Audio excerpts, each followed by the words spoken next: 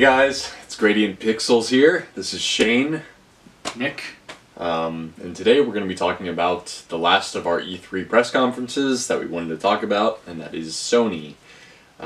So I think we won't waste any more time, we'll just get right into it. Sony basically started off with arguably one of their bigger properties, which was Last of Us Part 2. They did a kind of a weird thing this year where they built like a barn thing that had, or a church, I guess was what it was. It was a church Yeah. that they put everybody into, and then they had some musical, the composer played like a song from the game, and then they started into gameplay, or like a cutscene that transitioned into gameplay.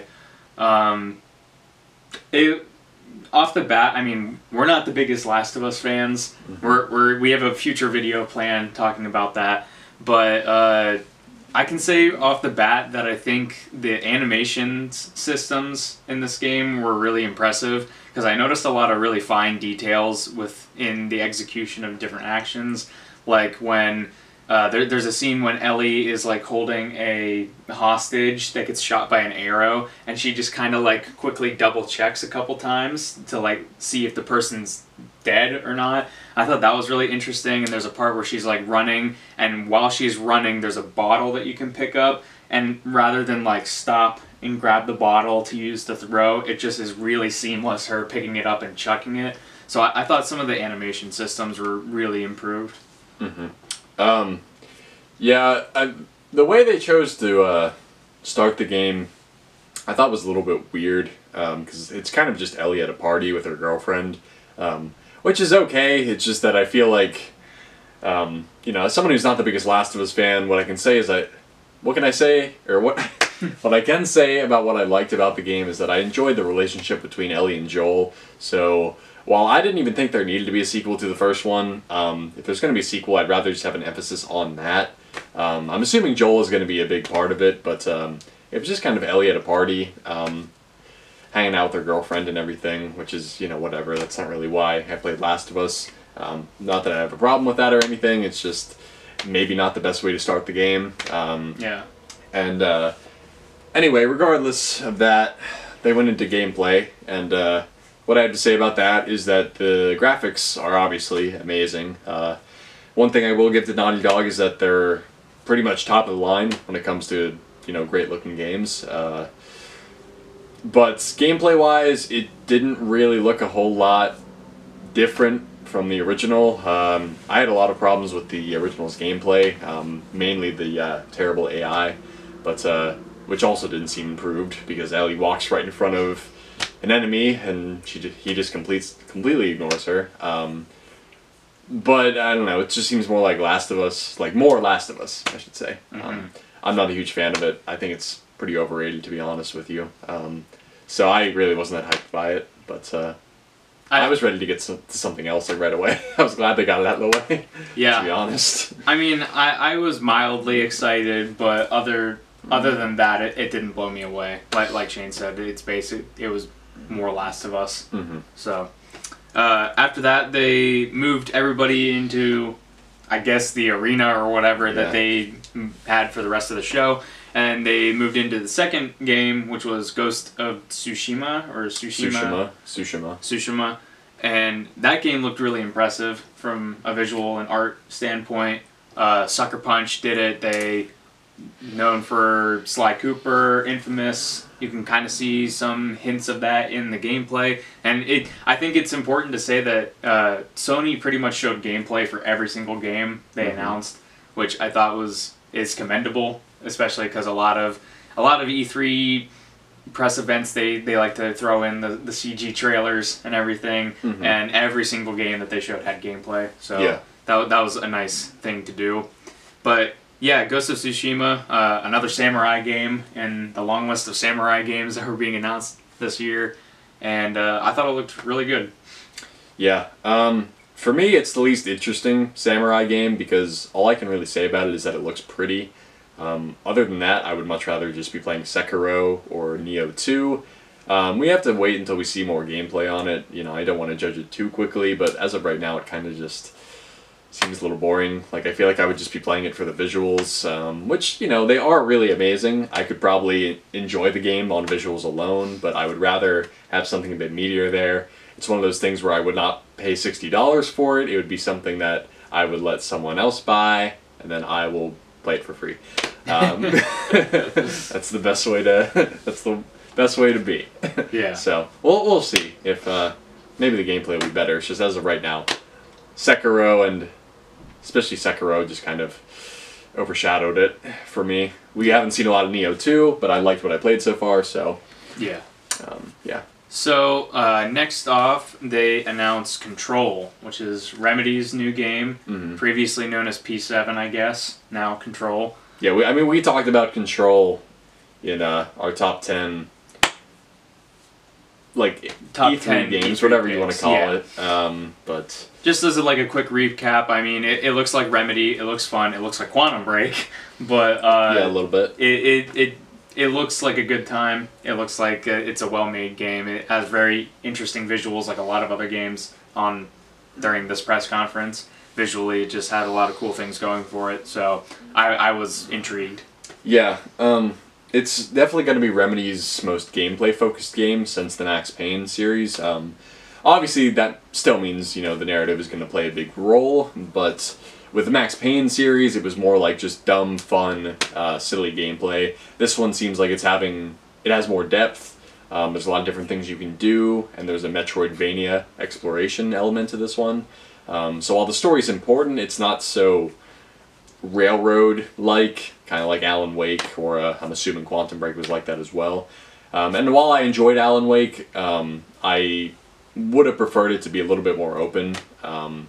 So I'm really excited to see that, and I think all the time powers and everything are really, really cool. So I can't wait to see more. I especially love the tone of the trailer. It seemed like horror-focused almost, very trippy, which is pretty much what Remedy is known for with all their games. So yeah, I'm really excited for that. Yeah, it looked cool. After that was the Resident Evil 2 remake that got announced. That was a very cool trailer. We also talked about that in our top 10, but just again to go over quickly, it is changing the style from the original, more over the shoulder. A lot of the imagery looked really cool. A lot of it looked pretty scary, more scary than I think Resident Evil 7 looked when it had its launch trailer. So as someone who's more of like a casual Resident Evil fan, this one really caught my eye and makes me want to go and play the other games. Mm-hmm. Yeah. Like, whenever I saw the Resident Evil 2 remake, I just thought it was, like, everything I wanted from the remake. It looks creepy, it looks like they're adding new areas, although this one seems, like, compared to the original Resident Evil 1 remake, this one seems more like a... I think Capcom isn't even calling it a remake. They just say, like, don't refer to it like that, this is just a new version of Resident Evil 2.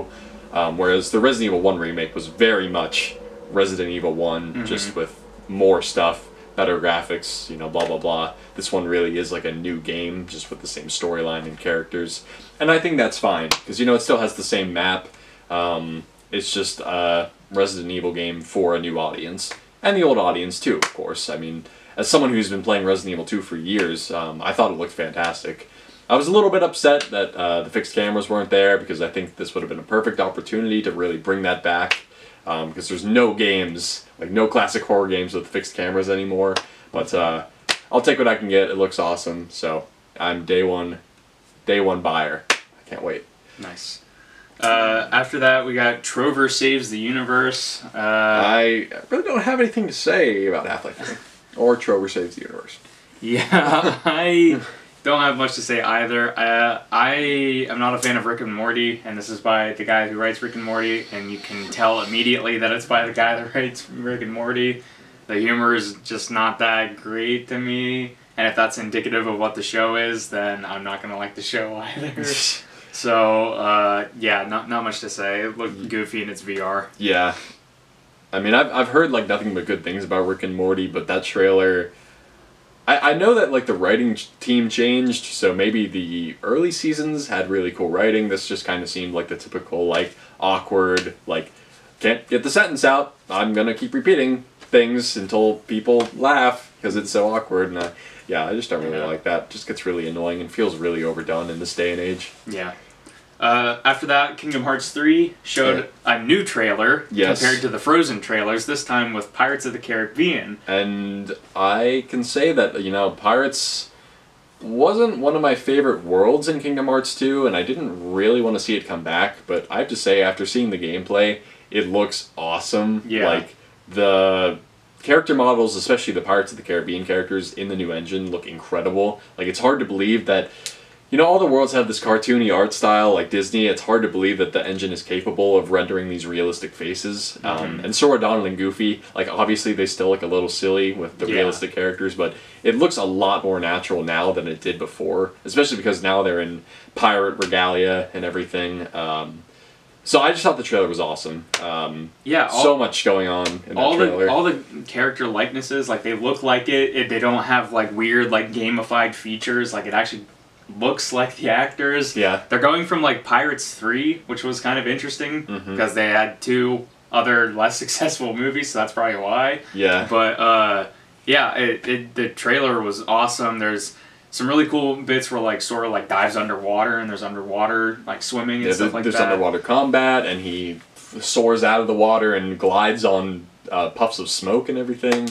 It's pretty crazy. Yeah, it looked cool. There was also ship combat. It looked like full-on ship combat. It looked right out of, like, Skull and Bones or Assassin's Creed, stuff like that. So there's, if anything, this trailer pushed forward the thinking that Kingdom Hearts 3 is going to have a lot of varied gameplay. Yeah, that can be a good thing, can be a bad thing, depends on how gimmicky it is, but we'll see. The point is that it looks really exciting, and it looks like, even if, you know, as someone who really cares about the gameplay of Kingdom Hearts, I feel like I could still play the game and enjoy it just for how silly and over the top it is, because there's really nothing like Kingdom Hearts. I pretty much said everything we need to say there, I think.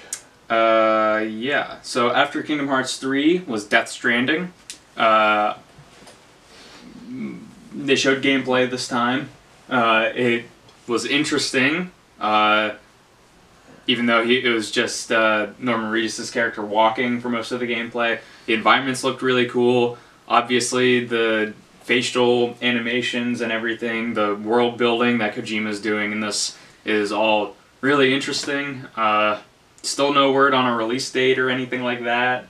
But yeah, I mean, I like the trailer. It made my top 10 list, so. Yeah, if you guys watched our E3, like, I don't even know what we're calling it, Most Wanted. The top 10 list, it's probably going to be coming out after this video goes up. Yeah, so. Yeah, I didn't include it all on mine just because, like, when the trailer came out, or the first trailer, I was really intrigued. Second trailer was really cool. At this point, I just want to know what the game is, and I feel like this did not provide it whatsoever. I know Kojima has done, like, at least 3 hours worth of interviews on this, but I really don't want to watch 3 hours for a game to be explained to me. I just want someone to come up to me in 5 minutes, explain what I'm doing in this game. You don't have to explain the story exactly. I just want to know what I'm doing, because if it's just walking for hours with the story, I don't really want to play that. Personally, I think a lot of people have gotten a little too far up Kojima's butt. I think maybe Kojima has put his head too far up his own butt. We'll have to see when the game comes out. Just right now, it seems like he really revels in the fact that everyone thinks he's some mastermind. Like, people still think this game is Silent Hills. You know, whatever. I'm just trying to stay away from the Kojima circle jerk. I like the guy. I love his games. But it's starting to get a little bit overblown for me. So, personally, there's so many other games to be focused on with E3 and in general that I don't really feel that bad about not paying attention to Death Stranding. The game comes out and it's something really amazing, I will absolutely try it. Right now, I just don't really care that much. Yeah, it's definitely not a game that's going to be for everyone. You can tell immediately from these trailers that that's the case. Yeah. So, after Death Stranding, they showed off... Gotta get the pillow out. Yep. Rest the back. These stools aren't very comfortable, but you get what you pay for, and $10 is what you get. Yep. So, after Death Stranding, they revealed Neo 2 with a pretty ugly logo, like we talked about. Yeah. Well, yeah, the whole trailer was thrown together really quickly, just as an announcement, so I'm assuming the logo might be fixed a little, because, yeah, it looked a little goofy. I never played Neo. I played a demo that they released. I think it was like an alpha version or something like that. I could never really get into it. So while it's exciting that it's like a sequel to a relatively new franchise, I was just kind of Neo 2. Yeah, I just started playing the first one the other day, and I'm having a lot of fun with it so far, so I can tell that, more Souls-like games are great, especially when they come from different developers, because they tend to put a different spin on it, and that's what Team Ninja did right here. So I'm really excited for more from them, because it's not literally just like another Souls game. It has enough to kind of, separate itself from the pack, so I'm definitely down for Neo 2. As long as they mix up the environments. I've heard that's a big complaint, and that's something that I think is going to become a problem. A lot of the environments get a little samey. But if they do that, then cool. Then we can move on to Ninja Gaiden 4, which is more important to me than Neo. But one step at a time. Nice. So.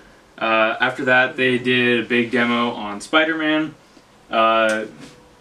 Looks fun. The game is kind of growing on me the more I watch it, but I'm still not sold on a $60 day one purchase yet. Yeah. It seems like a discount game for me.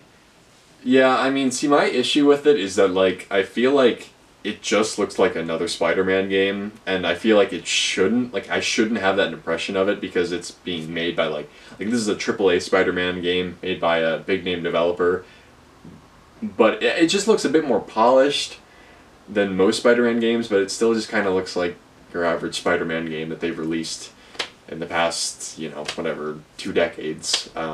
It doesn't look bad, it's just a lot of it seems kind of, I don't know, on rails. You kind of just press a button and watch Spider-Man do cool things, which is, maybe that's the only way it can work, because if you want to have, Spider-Man really pulling off those acrobatic flips in combat, maybe you have to have it that way. Mm-hmm. But, we'll see. I don't know. I'm not really feeling it. I don't know. See, this is a great E3, but a lot of the games I'm excited for were not really the big Sony games. They were kind of, I wouldn't say they're little games or anything. They're just not the big Sony exclusives that most people are into nowadays. Yeah. I think the web-slinging traversal stuff looks fun. I mean, that's Insomniac. They're really good at doing that sort of thing, so I thought that looked cool. After that, it kind of ended the conference, but then they had another last announcement, which was from Software with Dara Soon, I believe is how it's pronounced. I think Dara Soon. And it's a very different game. It's supposedly, from what I've heard, it's a VR game. It harkens to point-and-click adventures, and you are a spirit that's summoned from a girl in a boarding school. Mm-hmm. So the trailer looked interesting, I suppose, just because it's not Souls and it's from Software. Even Sekiro had Souls kind of blood in it, but this is completely different from what they showed, so it caught our interest. Yeah, I'm really happy to hear they're doing something completely different from Souls again, just because I really want to see them, expand their wings, just try something completely new, completely weird and different. The only thing is that I don't have a VR headset, so I can't really play this game, which kind of bums me out, but if it's good, then maybe I'll watch a playthrough on YouTube or something. But hopefully they don't do too many VR games in the future, because I would like to enjoy them myself. Yeah. But it seems interesting. So that's everything pretty much from the Sony press conference. Do you have a grade for it? I'd give it a B. I'd give it a B also. I think Xbox just really won over it with the amount of games that they showed, and they really took a page out of Sony's older press conferences, where it's don't really mess around with people coming on stage, just keep showing stuff. And what Sony showed was good, just it seemed very slim compared to years past when they've had really good shows. It was a weird press conference. I mean, it started off really slow and awkward, and the entire thing just felt really sloppy, to be honest.